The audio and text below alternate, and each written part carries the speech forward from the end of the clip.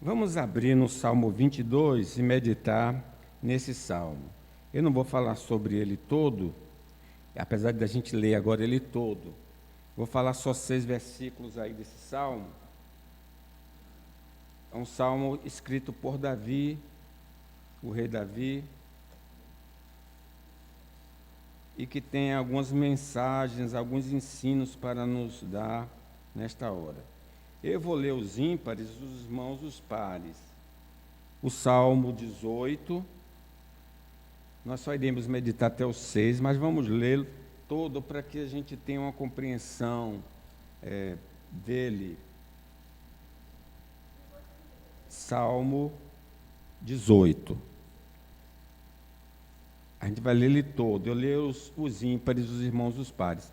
Eu vou começando a ler aí o cabeçalho, o título que nos dá o contexto.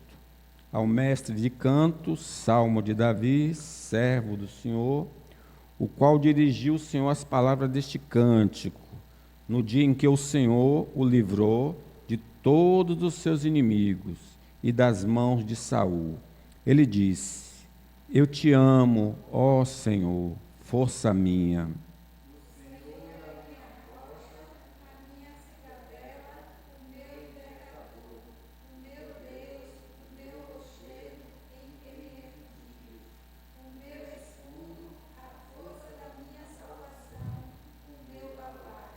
Invoco o Senhor, digno de ser louvado, e serei salvo dos meus inimigos.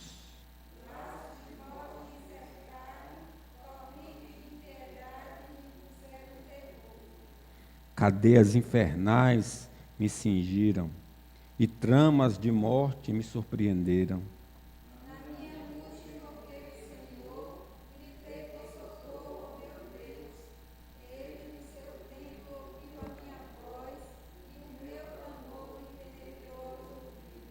Então a terra se abalou e tremeu. Vacilaram também os fundamentos dos montes e se estremeceram, porque ele se indignou.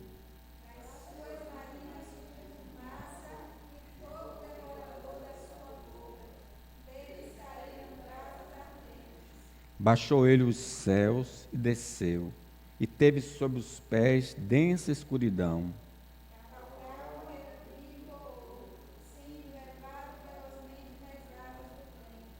Das trevas fez o manto em que se ocultou, escuridade de águas e espessas nuvens dos céus eram seu pavilhão.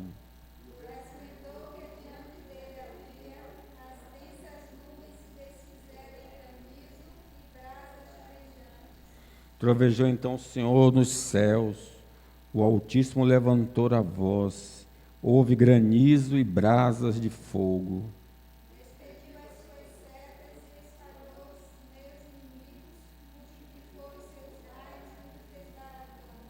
Então se viu o leito das águas e se descobriram os fundamentos do mundo.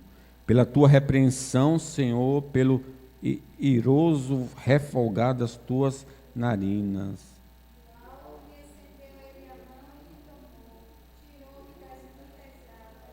Livrou-me do forte inimigo e dos que me aborreciam, pois eram mais poderosos do que eu.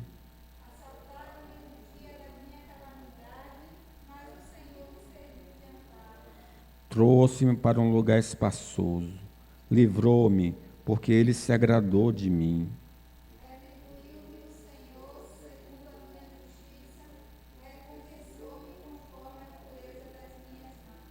Pois tenho guardado os caminhos do Senhor e não me apartei perversamente do meu Deus.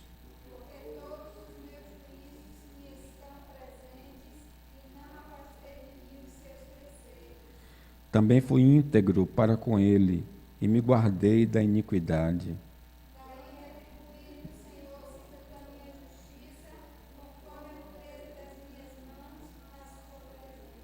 Para com o benigno, benigno te mostra, com o íntegro, também íntegro.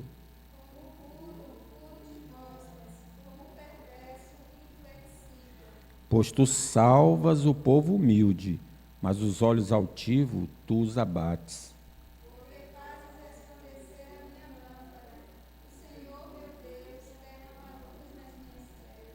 Pois contigo desbarato exércitos, com meu Deus salto muralhas.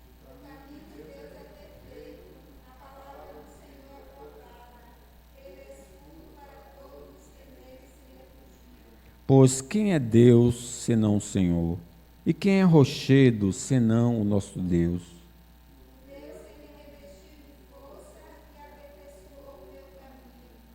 Ele deu a meus pés as ligeirezas das corças e me firmou nas minhas alturas.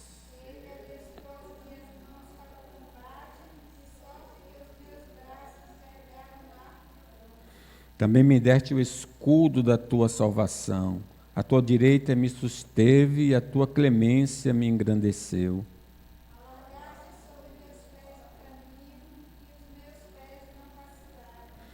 Persegui os meus inimigos e os alcancei, e só voltei depois de haver dado cabo deles.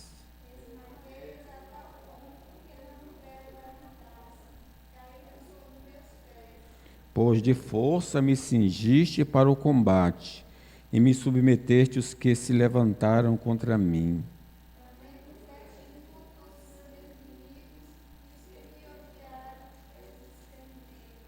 Gritaram por socorro, mas ninguém lhes acudiu.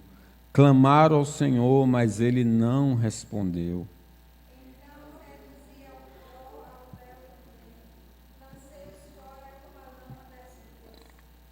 Das contendas do povo me livraste e me fizeste cabeça das nações. Povo que não conheci me serviu.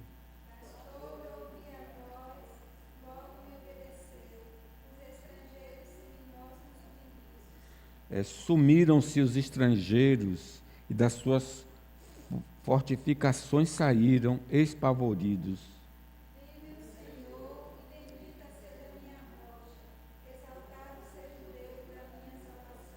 O Deus que por mim tomou vingança e me submeteu povos.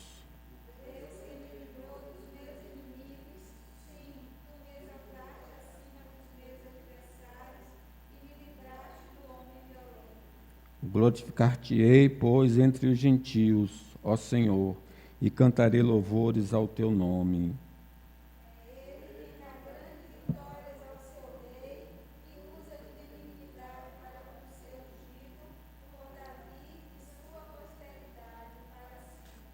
Amém. Essa experiência aqui do Davi, ele narra desde o conflito que ele teve com Golias, que ele mata Golias, ele era adolescente, e a partir do retorno do exército para casa, as mulheres cantaram.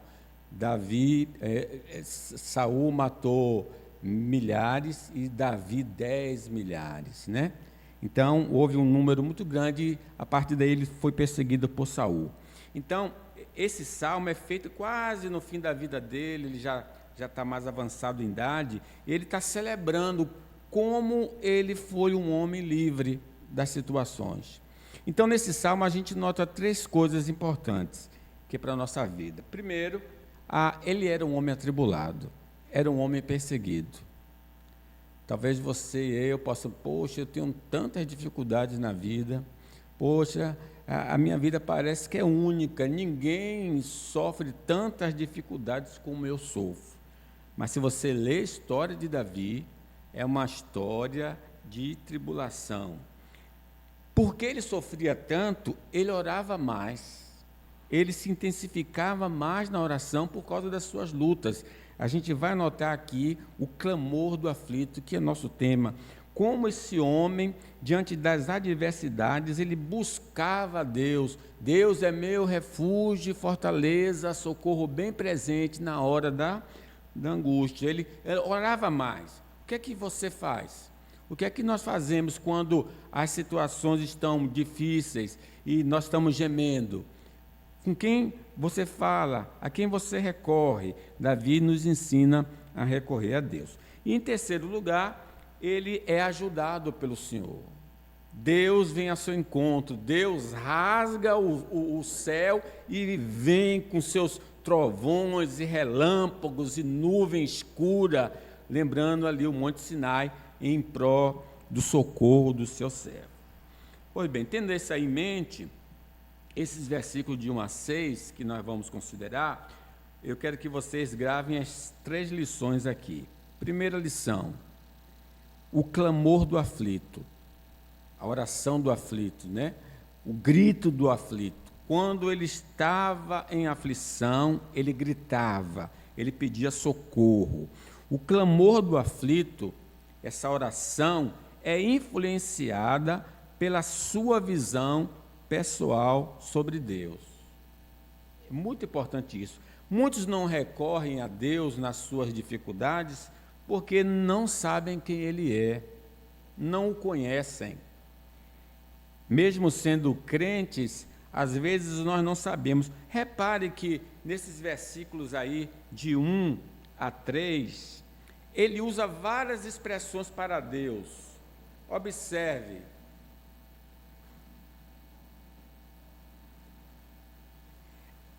Eu te amo, ó Senhor, força minha. O Senhor é a minha rocha, a minha cidadela, o meu libertador, o meu Deus, o meu rochedo em que me refugio, o meu escudo, a força da minha salvação, o meu baluarte. Invoco o Senhor, digno de ser louvado, e serei salvo dos meus inimigos. Observaram? É claro que essas expressões aqui, para nós é um pouco estranho, rocha, força, mas ele está dizendo o que Deus representa para ele. Quer dizer, por ele ter uma visão de Deus profunda e ampla, ele então recorre a Deus.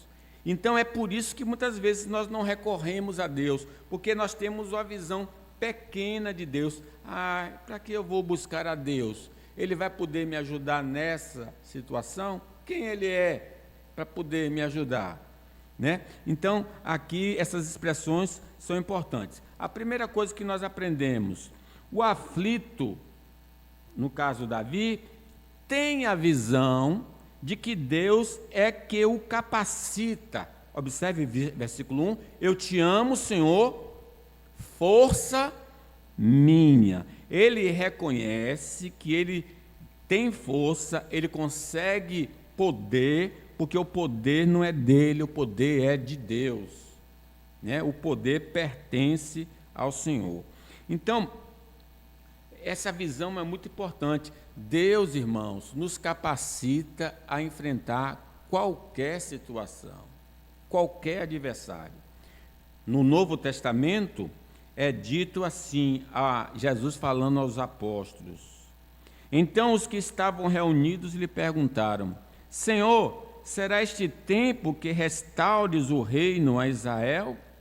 Respondeu-lhes: não vos compete conhecer tempos ou épocas que o Pai reservou para pela sua exclusiva autoridade.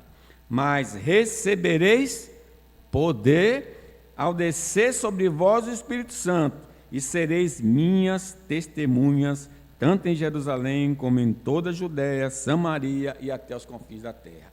Então nós vemos aqui que Deus é que capacita a fazer, enfrentar o inimigo ou executar uma obra. Esse poder é de Deus. Ele disse, todo o poder foi me dado nos céus e na terra. E ele aí conferiu esse poder aos apóstolos. Então o Davi recorre a Deus porque sabe de que Deus vem o poder necessário para enfrentar as situações. E diz Atos, e Deus, pelas mãos de Paulo, fazia milagres extraordinários. É Deus usando esses homens, capacitando esses homens para operar os milagres, para pregar o Evangelho e para enfrentar toda a força do mal.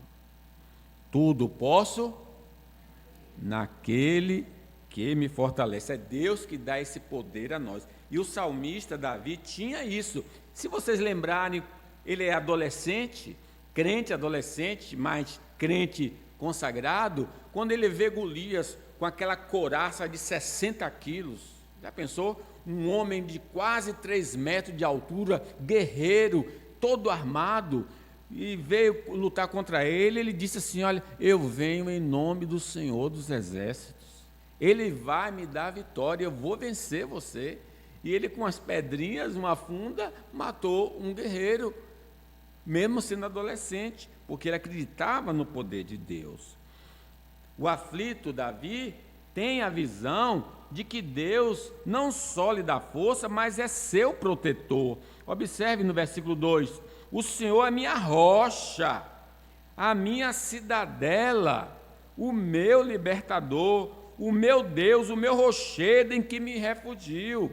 Então, o que é a cidadela? As cidades antes eram muradas para evitar a invasão dos inimigos, né? Dos opositores. Ele está dizendo: quem é a minha cidade forte? É Deus. Deus é meu escudo, minha fortaleza, socorro bem presente na hora da tribulação. O Salmo 121 nos lembra, e é escrito por Davi, ele diz: olha, Deus é seu protetor, o meu socorro vem do Senhor, que fez os céus e a terra. Ele não permitirá que os teus pés vacilem, não dormitará aquele que te guarda. É certo que não dormita, nem dorme o guarda de Israel. O Senhor é quem te guarda, o Senhor é a tua sombra à tua direita. De dia não te molestará o sol, nem de noite a lua. O Senhor te guardará de todo o mal, guardará a tua alma. O Senhor guardará a tua saída e a tua entrada desde agora e para sempre. Então, ele, convicto disso,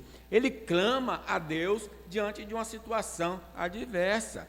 Ele, o aflito, tem a visão de que Deus não só lhe dá força, de que Deus lhe protege, mas que Deus é quem o liberta.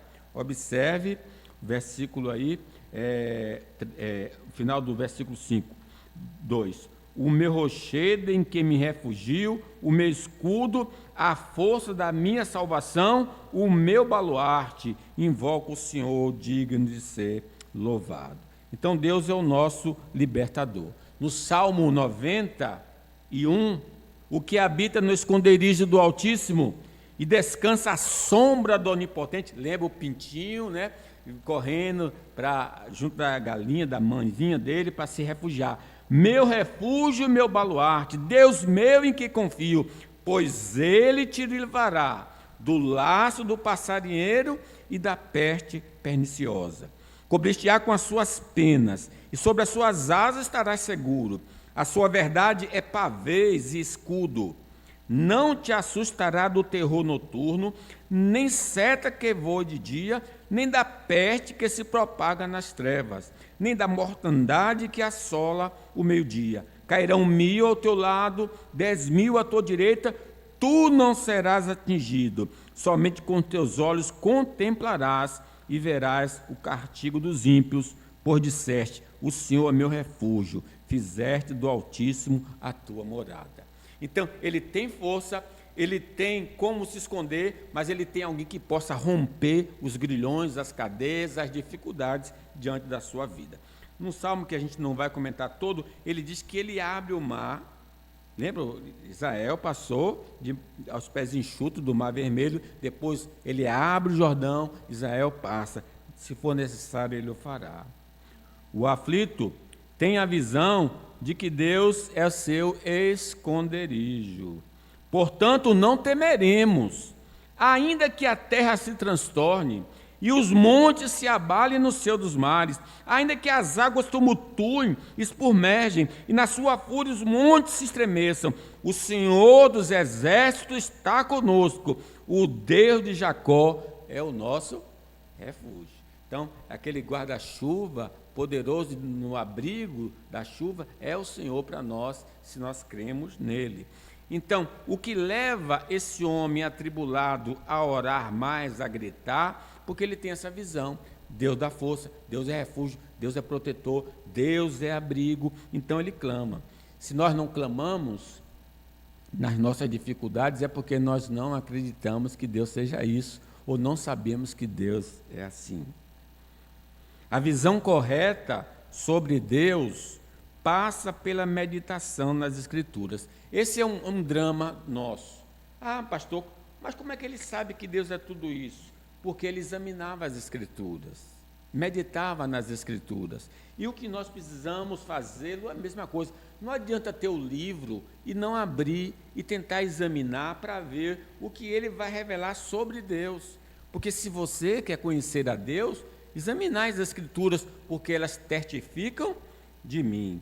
Claro que não é simplesmente eu abrindo o livro e lendo. Eu preciso da iluminação do Espírito Santo.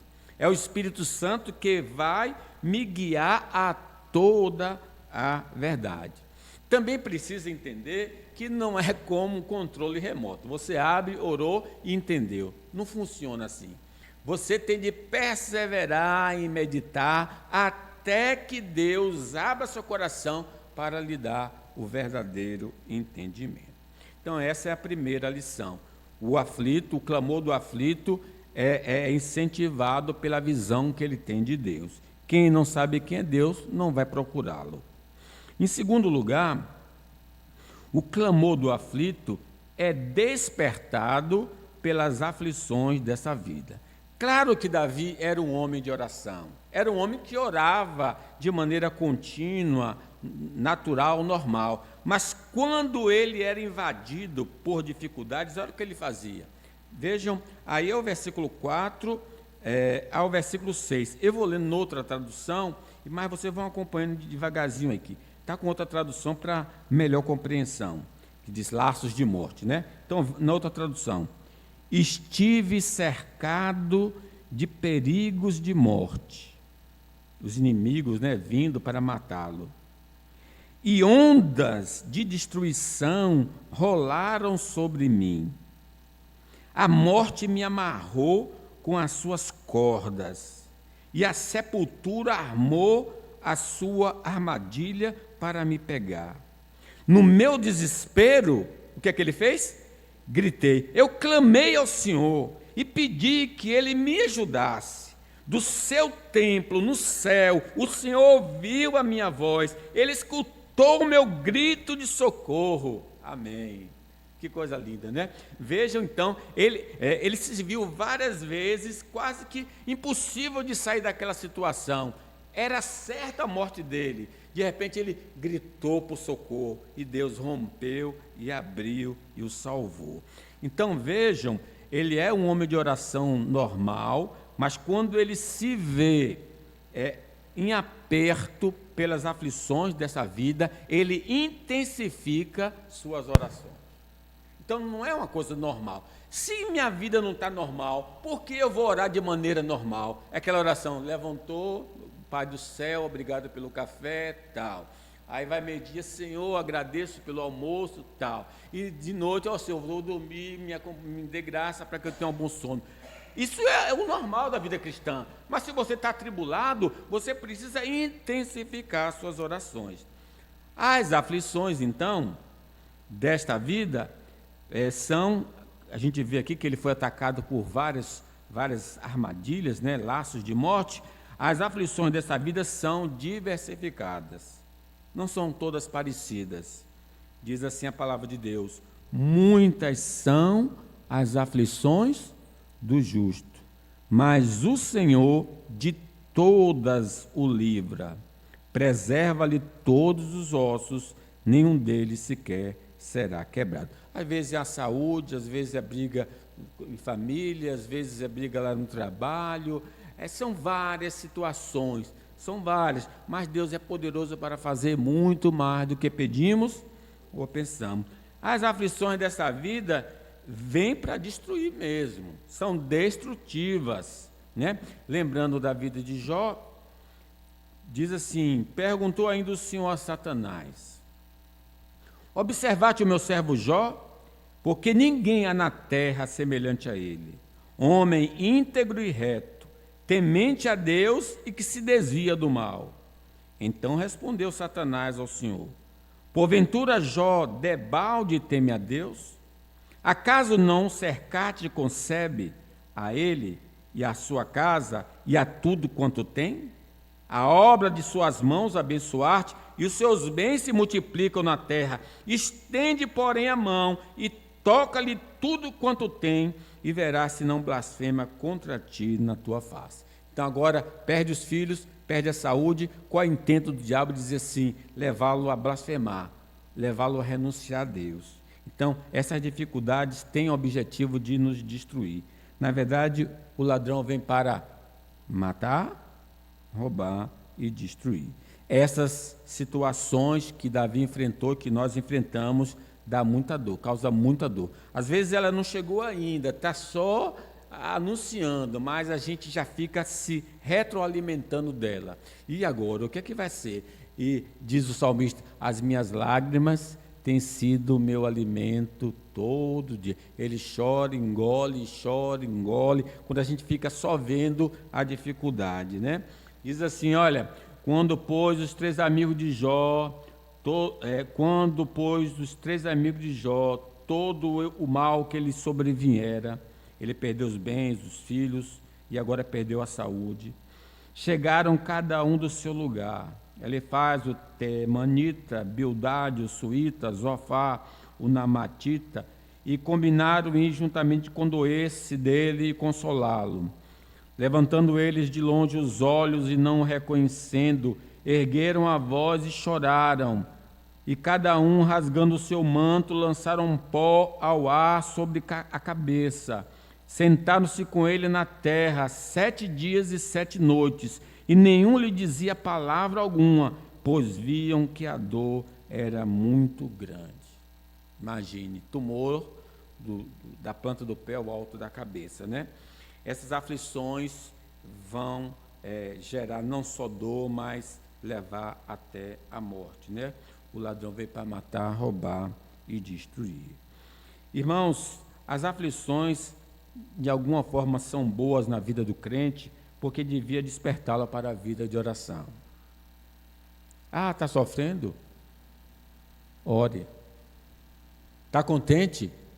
Cante louvores. Às vezes, Deus intensifica a aflição para acordar o crente para se aplicar a oração. Jonas estava dormindo no porão, até que a tempestade foi denunciada que ele estava fugindo de Deus e lançou ele no mar, e mesmo assim ele ainda calado, mas quando ele ficou 3 dias e 3 noites ali no ventre, aí ele orou. Aí ele lembrou de orar, aí ele clamou, Senhor, eu lembrei de Ti, eu estou orando, me salve dessa situação e eu vou fazer o que o Senhor está pedindo para mim. E Deus então deu a ordem ao peixe, e o peixe vomitou ele na praia.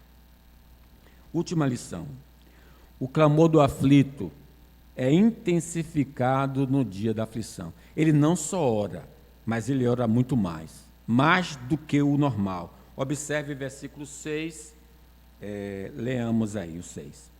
Na minha angústia, invoquei ao Senhor, gritei por socorro ao meu Deus, e ele do seu templo ouviu a minha voz, e o meu clamor lhe penetrou os ouvidos. Irmãos, lembre do Senhor Jesus. No jardim de Getsêmani, ele estava em tremenda agonia, e o que é que ele fez? Orou, e orou 3 vezes. Pai, se possível, passa de mim este cálice. A mesma coisa aconteceu com o apóstolo Paulo. A oração no dia da aflição pode ser intensificada por coisas que estão acontecendo na nossa vida. E para que não me ensoberbecesse com a grandeza das revelações, foi-me posto um espinho na carne, mensageiro de Satanás, para me esbofetear, a fim de que não me exalte. Por causa disso, 3 vezes pedi ao Senhor que o afastasse de mim. Intensifica a oração. Não pode fazer só uma oração, não. Tem que ficar orando até que Deus possa manifestar, abrir o céu, romper e te ajudar. A oração no dia da aflição deve ser dirigida ao Senhor. Veja que ele ora a Deus. É interessante, a gente está doido para encontrar alguém famoso para nos ajudar. É um emprego, alguém que indique um caminho. Deus é poderoso para fazer muito mais do que pedimos ou pensamos, segundo o poder que opera em nós. Não importa onde você esteja, ore a Deus. Portanto, vós orareis assim: Pai nosso que estás nos céus, santificado seja o teu nome. Ele não é padrasto, ele é pai, é nosso pai, o pai do nosso Senhor Jesus Cristo. Vamos nos dirigir a ele. A oração no dia da angústia deve proceder de um indivíduo que se relaciona com Deus. Observe que ele diz: gritei por socorro a quem? A meu Deus. Ele tem um relacionamento, ele tem um compromisso com Deus, ele anda com Deus, ele vive com Deus, ele faz a vontade de Deus. E diz, o Jacó, por exemplo, nosso pai Jacó, ele se converteu muito tempo depois de uma experiência que ele teve. Ele estava fugindo de casa porque o irmão queria matá-lo, e quando ele dormiu num determinado lugar chamado Betel, aí ele viu uma escada cujo topo atingia até o céu, e os anjos de Deus subiam e desciam por ela. Perto dele estava o Senhor e lhe disse, aí Deus falou com ele: eu sou o Senhor, Deus de Abraão, teu pai, e Deus de Isaque. A terra que agora está deitada, eu te darei, a ti e a tua descendência. A tua descendência será como o pó da terra. Estendeste-ás para o ocidente, para o oriente, para o norte e para o sul. Em ti e na tua descendência serão abençoadas todas as famílias da terra. Aí ele acorda do sono. Ele disse: Deus estava aqui e eu nem sabia que ele estava aqui. Aí ele faz um voto. O voto, ele diz assim: se Deus for comigo e me guardar nessa jornada que empreendo, e me der pão para comer e roupa que me vista, de maneira que eu volte em paz para a casa do meu pai, então o Senhor será o meu Deus. Não era o Deus dele ainda. Ele só vai se converter 20 anos depois, quando ele se lembra que Deus livrou ele de Esaú. Aí ele volta a esse lugar e diz: o Senhor agora é o meu Deus. Sim, tem muita gente que está orando a Deus, mas ainda não tem um relacionamento com Ele. É preciso ter um relacionamento com Ele através do Senhor Jesus. Ninguém vem ao Pai senão por mim. A oração no dia da aflição deve ser perseverante. Diz que Isaque, o pai dele, casou com 40 anos com Rebeca. E Rebeca não podia dar à luz, que era estéril. E diz que Isaque orou ao Senhor por sua mulher quando ela era estéril. Ele tinha 40 anos. Diz a palavra: e Rebeca, sua mulher, concebeu. Depois nasceu o irmão, segurava com a mão o calcanhar de Esaú. Foram gêmeos. Por isso lhe chamaram Jacó. Era Isaque de 60 anos quando Rebeca lhe deu à luz. 20 anos orando para que sua esposa ficasse grávida. Não pense que o fato de você estar orando que a coisa vai desaparecer automaticamente. Não funciona assim, não é assim. Você tem de perseverar na oração, até que Deus venha ao seu encontro e lhe livre você. A oração no dia da aflição do temente a Deus vai ser respondida. Deus vai ser favorável à sua oração se você é temente a Deus, porque está escrito aí num texto que nós lemos, versículo 6, ele do seu templo ouviu a minha voz, e o meu clamor lhe penetrou os ouvidos. Eu não sei o dia, não sei a hora, não sei quando, mas que Deus vai responder e vai atender a sua oração, vai. Disse mais a palavra de Deus: eu sou Deus do teu pai, o Deus de Abraão, o Deus de Isaque e o Deus de Jacó. Moisés escondeu o rosto, porque temeu olhar para Deus. Disse ainda o Senhor: certamente vi a aflição do meu povo que está no Egito. Ouvi o seu clamor por causa dos seus exaustores. Conheço-lhe o sofrimento, por isso desci a fim de livrá-lo da mão dos egípcios e para fazê-lo subir daquela terra a uma terra boa e ampla, terra que emana leite e mel, o lugar do cananeu, do eteu, do amorreu, do ferizeu, do aveu, do jebuseu. Pois o clamor dos filhos de Israel chegou até mim, e também vejo a opressão com que os egípcios os estão oprimindo. Vem agora, eu te enviarei a Faraó para que tires o meu povo, os filhos de Israel, do Egito. Levou 430 anos lá no Egito, mas Deus ouviu o clamor e veio e livrou. As aflições não desaparecem automaticamente quando passamos a orar. Precisamos, então, perseverar na oração. Eu só te largo quando o Senhor me abençoar. Deus tem propósito nas aflições, por isso não devemos esmurecer. Sejamos como aquela mulher: julga minha causa, julga minha causa, julga minha causa. A perseverança na oração é uma evidência de fé. Então, concluo. Quais foram as lições que nós aprendemos? Primeiro, que o clamor do aflito é influenciado pela visão que ele tem de Deus. Se você não tem visão nenhuma, você não vai ter oração nenhuma, porque você não vai acreditar que Deus pode fazer o que você está pedindo. Segundo, o clamor do aflito é despertado pelas aflições. Quanto mais aflição tem, mais oração Deus vai ouvir da minha parte e da sua. O clamor do aflito é intensificado, né? Nós vamos perseverar na oração. Que Deus nos abençoe, meus irmãos.